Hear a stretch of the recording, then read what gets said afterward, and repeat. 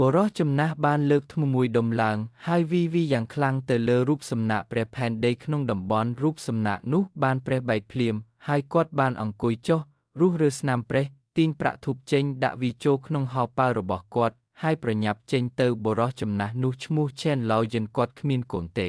ហើយរស់នៅដោយការរើសអេតចាយអ្នកភូមិទាំងអស់ចាត់ទុកគាត់ថាខ្វក់ហើយជិះវៀងគាត់មានតែមីងយ៉េងដែលបើកហាងលក់ទំនិញនៅច្រកចូលភូមិប៉ុណ្ណោះដែលពេលខ្លះនឹងឲ្យនំប៉័ងចំហុយត្រជាក់ពីរបីដុំដល់គាត់លើកនេះការលួចរូបសំណាកគឺជាទង្វើអស់សង្ឃឹមគាត់កំពុងមានជំងឺផ្ដាសាយ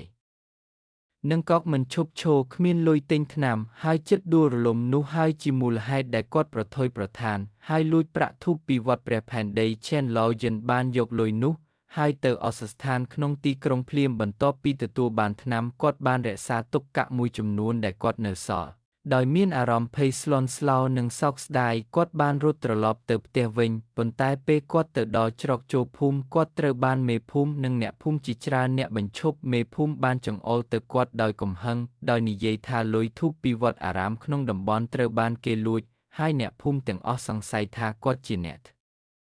ធ្វើដូច្នេះចេនចាស់បានព្យាយាមបដិសេធប៉ុន្តែថង់ថ្នាំនិងលុយអាប់ដែលរលុងនៅលើខ្លួនរបស់គាត់បានប្រគល់ឲ្យគាត់អ្នកភូមិភ្លាមនោះបានផ្ទុះឡើងដោយកំហឹងឡោមព័ទ្ធគាត់និងចោទប្រកាន់គាត់អ្នកខ្លះនិយាយថាគាត់ជាមនុស្សមិនដឹងគុណហើយបានប្រឆាំងនឹងព្រះខណៈពេលដែលអ្នកផ្សេងទៀតស្រែកថាគាត់គួរតែត្រូវបានបណ្ដេញចេញពីភូមិចេនចាស់បានអន់ក្បាលចុះដោយនៅស្ងៀមខណៈពេលដែលហ្វូងមនុស្សបានស្ដីបន្ទោសគាត់ភ្លាមនោះចាងសិនបានរុញច្រានហ្វូងមនុស្សហើយឈរនៅពីមុខចេនចាស់គាត់បានពន្យល់ថាចេនចាស់ជាធ្ងន់ហើយគ្មានជំរើសអ្វីក្រៅពីងាកទៅរកយុទ្ធសាស្ត្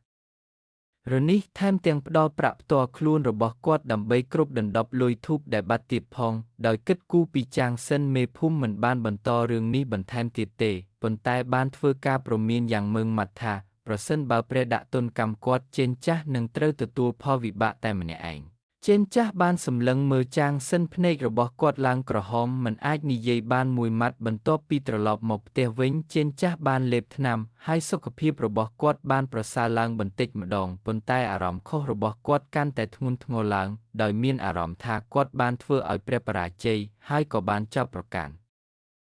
ចាងសិនផងដែរគាត់បានប្រមូលបន្ទះឈើចាស់និងក្បឿងបាក់ដែលគាត់មាននៅផ្ទះហើយបានឡើងលើភ្នំដើម្បីកាប់អុសដោយមានបំណងជួសជុលប្រាសាទព្រះផែនដីក្នុងស្រុកពេលគាត់ទៅដល់ច្រកទ្វារប្រាសាទបូជីចាសាសនាតាម្នាក់ដែលស្លៀកពាក់រហែកបានចាប់គាត់ដោយផ្ដល់ជូនដើម្បីទូសទីសំណាងរបស់គាត់ដោយឥតគិតថ្លៃចេនឡាវហ្គិនដោយគិតថាបូជីចាឲ្យគ្រាន់តែព្យាយាមបោកប្រាស់គាត់បានព្យាយាមចាក់ចេញដោយដៃទេប៉ុន្តែបូជីចាមិនព្រមលែងគាត់ទេដោយនិយាយថាចេនទើបតែបានប្រព្រឹត្តបទល្មើសធ្ងន់ធ្ងរហើយគួរតែត្រូវរងទុក្ខដោយសំណាងអាក្រក់ប៉ុន្តែជោគវាសនារបស់គាត់បានផ្លាស់ប្ដូរភ្លាមហើយគាត់ប្រកាសជាទទួលបានទ្រព្យសម្បត្តិដែលមិននឹកស្មានដល់នាពេលអនាគតអ្នកភូមិដែលដើរកាត់បានសើចចំអកឲ្យរឿងនេះដោយអ្នកភូមិវាងអឺឡៃស៊ីបាននិយាយបែបចំអកថា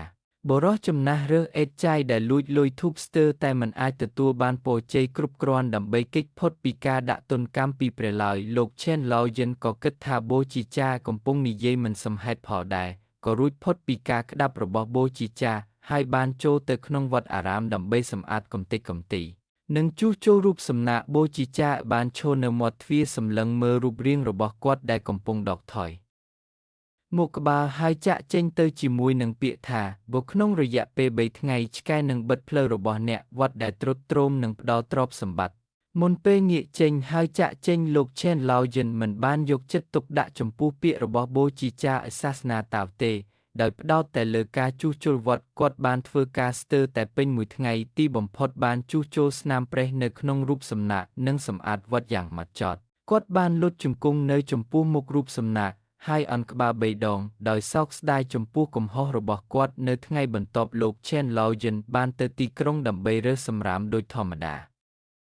នៅពេលដែលគាត់ដើរតាមផ្លូវស្ងាត់មួយឆ្កែស្គមស្កាំងមួយក្បាលស្រាប់តែរត់ចេញពីចិញ្ចើមផ្លូវហើយបិទផ្លូវរបស់គាត់ឆ្កែមិនបានព្រុសឬខំទេវាគ្រាន់តែដេកលើដីត្រដុសក្បាលរបស់វាទៅនឹងជើងខោរបស់គាត់ចេនឡាវហ្គិនមានការសង្ស័យដោយនឹកឃើញពាក្យរបស់បូជីចាតាវ ហើយបេះដូងរបស់គាត់លោតញាប់គាត់បានដើរទៅជិតដោយស្ទាក់ស្ទើរប៉ុន្តែឆ្កែនៅតែមិនរើឡើយផ្ទុយទៅវិញវាព្រោះឥតឈប់ឈរទៅកាន់វត្តដែលគេបោះបង់ចោលនិងទ្រុឌទ្រោមមួយក្បែរចិញ្ចាំផ្លូវជេនឡាវកិនបានដើរតាមឆ្កែនោះទៅវត្តហើយឃើញទ្វារបើកចំហគាត់បានរុញវាឲ្យបើករួចចូលទៅខាងក្នុង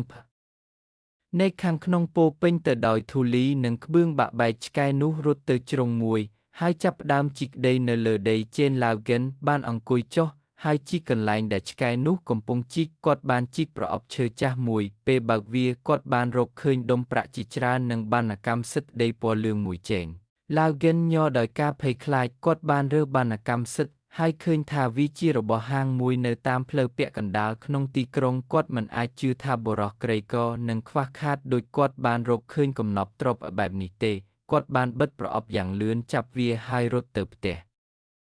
ឆ្កែនោះបានដើរតាមគាត់រហូតដល់គាត់ចូលទៅក្នុងផ្ទះរួចក៏ងាកចេញវិញជេនឡាវកិនបានលាក់ប្រអប់នោះហើយមិនបានដេកលក់មួយសន្ទុះពេញមួយយប់គាត់មានទាំងសេចក្តីរីករាយនិងការភ័យខ្លាចសប្បាយចិត្តដែលទីបំផុតគាត់នឹងរួចផុតពីទុក្ខវេទនាប៉ុន្តែខ្លាចថាសំណាងអាក្រក់នេះដែលមានប្រភពដើមគួរឲ្យសង្ស័យនឹងនាំមកនូវបញ្ហាដល់គាត់ពេលព្រឹកព្រលឹមឡើងគាត់បានចេញទៅក្រៅហើយបានជួបវ៉ងអឺឡេសេដោយឃើញទឹកមុខច្របូកច្របល់របស់គាត់វ៉ងអឺឡេសេបានសួរគាត់ប៉ុន្តែ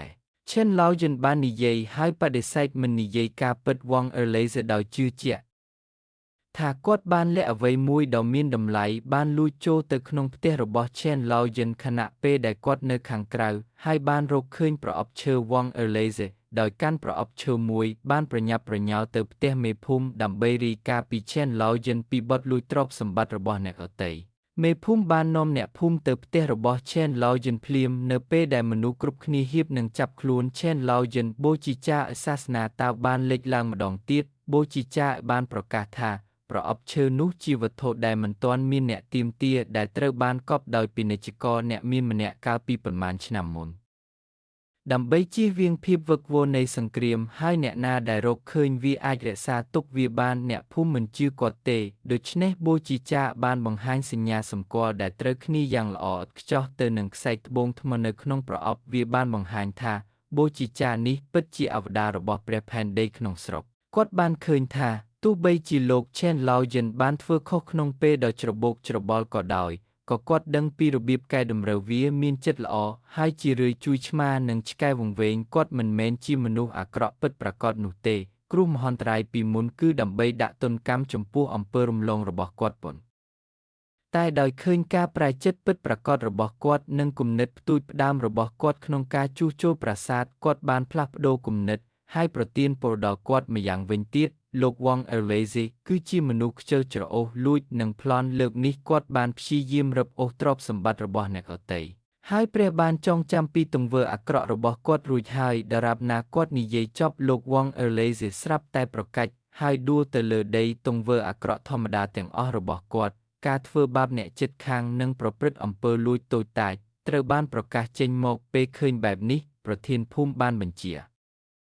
យីចុងលោកវ៉ងអឺឡេសេភ្លាមហើយនាំទៅអាជ្ញាធរមានតែពេលនោះទេដែលអ្នកភូមិជឿពាក្យរបស់បូជីចាយតាវការសម្លឹងរបស់ពួកគេចំពោះលោកឈែនឡោយិនបានផ្លាស់ប្ដូរពីការមើលងាយទៅជាការគោរពលោកឈែនឡោយិនមិនបានរក្សាទ្រព្យសម្បត្តិសម្រាប់ខ្លួនឯងទេលោកបានប្រើប្រាស់ប្រាក់ដើម្បីប្ដូរយកសិទ្ធិកាន់កាប់អចលនទ្រព្យរបស់វត្តអារាមក្នុងតំបន់ជួសជុលវាឡើងវិញនិងស្ដារឡើងវិញនៅគ្រឿងក្រអូបរបស់វាលោកក៏បានប្រើប្រាស់បណ្ណកម្មសិទ្ធិដីធ្លីដើម្បីជួលហាងនានាក្នុងក្រុងក្នុងតម្លៃទាបដល់អ្នកភូមិក្រីក្រដោយជួយពួកគេចាប់ផ្ដើមអាជីវកម្មខ្នាតតូចលោកក៏បានបើកហាងលក់បរផងដែរដោយផ្ដល់អាហារឥតគិតថ្លៃជារៀងរាល់ថ្ងៃដល់អ្នកសុំទានអានាថានិងមនុស្សចាស់ជរាដែលរស់នៅតែម្នាក់ឯងអ្នករើសអេតចាយដែលធ្លាប់ត្រូវបានគេមើលងាយបានក្លាយជាមនុស្សដែលគួរឲ្យគោរពបំផុតនៅក្នុងភូមិមនុស្សគ្រប់គ្នាធ្វើខុសការទទួលស្គាល់និងកែតម្រូវកំហុសទាំងនោះនិងការថែរក្សាចេតនាល្អគឺជាមូលដ្ឋានគ្រឹះនៃជីវិតល្អការលំបាកបណ្ដោះអាសន្ននិងភាពក្រីក្រមិនកំណត់ជីវិតរបស់មនុស្សនោះទេដោយមានការគោរពនៅក្នុងចិត្តរបស់មនុស្សម្នាក់និងការធ្វើអំពើល្អពរជ័យនឹងមកដល់ដោយស្ងាត់អ្នកមើលរឿងនេះហើយសូមជូនពរឲ្យមានសុខភាពល្អនិងរកស៊ីមានបានសូមជួយឲ្យបេះដូង Share និង Follow ម្នាក់មួយផង